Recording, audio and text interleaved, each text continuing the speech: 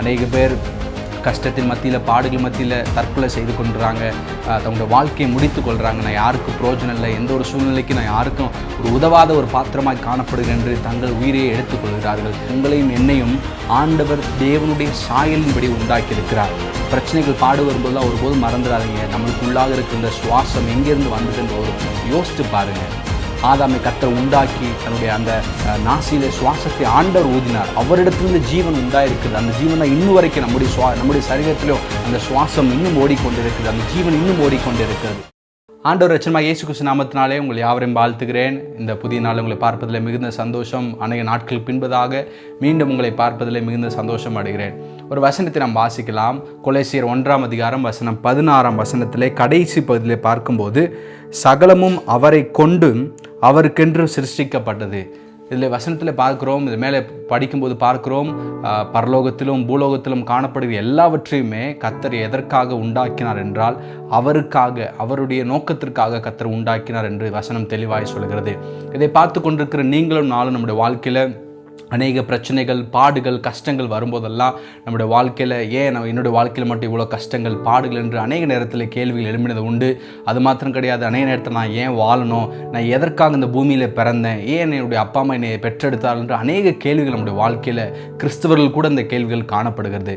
ஆனால் வசனம் இங்கே தெளிவாய் சொல்கிறது, சகலமும் அவருக்காக உருவாக்கப்பட்டிருக்கிறது. வசனம் தெளிவாய் சொல்கிறது.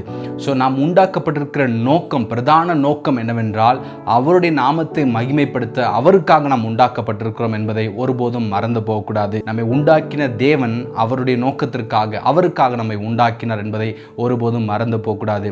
அநேக பேர் கஷ்டத்தின் மத்தியில், பாடுகள் மத்தியில் தற்கொலை செய்து கொண்டுறாங்க.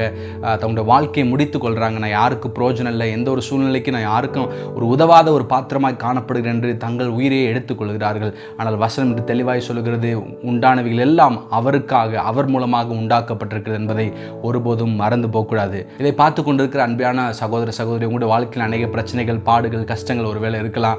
ஆனால் வசனம் தெளிவாய் சொல்கிறது, உண்டானவைகள் எல்லாம் அவருக்காக உண்டாக்கப்பட்டிருக்கிறது. ஒருவேளை நீங்கள் வேலை செய்யலாம், அநேக இடங்களில் அநேக காரியங்கள் நீங்கள் செய்யலாம். ஆனால் பிரதான நோக்கம் என்னவென்றால் உங்களையும் என்னையும் ஆண்டவர் உண்டாக்கின நோக்கம் அவருடைய நாமத்தை மகிமைப்படுத்த. நன்றாய் புரிந்து கொள்ளுங்கள், உங்களையும் என்னையும் ஆண்டவர் தேவனுடைய சாயலின்படி உண்டாக்கியிருக்கிறார். பிரச்சனைகள் பாடு வரும்போதெல்லாம் ஒருபோதும் மறந்துடாதீங்க. நம்மளுக்கு உள்ளாக இருக்கிற இந்த சுவாசம் எங்கேருந்து வந்தது என்று ஒரு யோசித்து பாருங்கள்.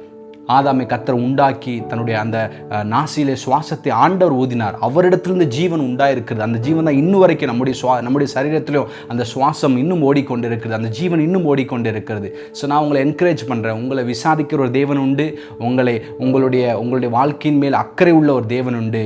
அவர் எதற்காக உங்களை உண்டாக்கினார் என்றால் அவருடைய நாம மகிமைக்கென்று உருவாக்கியிருக்கிறார். ஸோ நீங்கள் ஒருபோது சோர்ந்து போகாதீங்க. அவரை நம்பிக்கையோடு, அவரை ஏற்றுக்கொண்டு ஒவ்வொரு நாளும் அவருடைய வார்த்தையின்படி கீழ்ப்படிந்து நாம் நடக்கும்போது கர்த்தர் ஏற்ற காலத்தில் நம்மை உயர்த்துவார். நம்மை விசாரிக்கிறவர், நம்முடைய தேவையில் எல்லாவற்றையும் அற்புதமாய் சந்தித்து நடத்துவார். உங்கள் உருவாக்கிறது ஒரு நோக்கத்திற்காக, அவருடைய நாம மகிமைக்கென்று. இந்த காலவேளையில் நம்ம கண்களை மூடி நாம் செபிக்கலாம். எங்கள் நேசிக்க நல்ல ஆண்டவரே, இந்த காலவேளையில் நம்ம கேட்ட வசனத்தின்படி எங்களை உண்டாக்கின ஒரு நோக்கத்திற்காக உண்டாக்கி இருக்கிற ஆண்டவரே, நாங்கள் எதற்கும் பிரயோஜனமற்றவர்களாய் போகாதபடி ஒவ்வொரு நாளும் உங்களுடைய அடிச்சுவர்களை பின்பற்ற கர்த்தர் கிருபை செய்யுங்க ஆண்டவரே. ஒருபோதும் பிசாசனவன் கலைகளை விதைக்காதபடி, எதற்கும் பிரயோஜனம் இல்லை, எந்த ஒரு காரியத்துக்கும் உபயோகம் இல்லை என்று கலைகளை விதைக்காதபடி ஒவ்வொரு நாளும் உடைய சத்திய வசனத்திலே நாங்கள் வளர எங்களை உண்டாக்கின தேவன் ஒரு நோக்கத்திற்காக உண்டாக்கினார் என்பதை நாங்கள் புரிந்து செயல்பட கர்த்தர் கிருபை செய்யும்படியாக நாங்கள் ஜெபிக்கிறோம். எங்கள் மூலமாக நம்முடைய ராஜ்யம் விரிவடையும்படியாக நாங்கள் ஜெபிக்கிறோம். இயேசுவின் மூலம் ஜெபிக்கிறோம் எங்கள் ஜீவன் நல்ல பிதாவே, ஆமென். கர்த்தர் தாமே உங்களை ஆசீர்வதிப்பாராக. God bless you.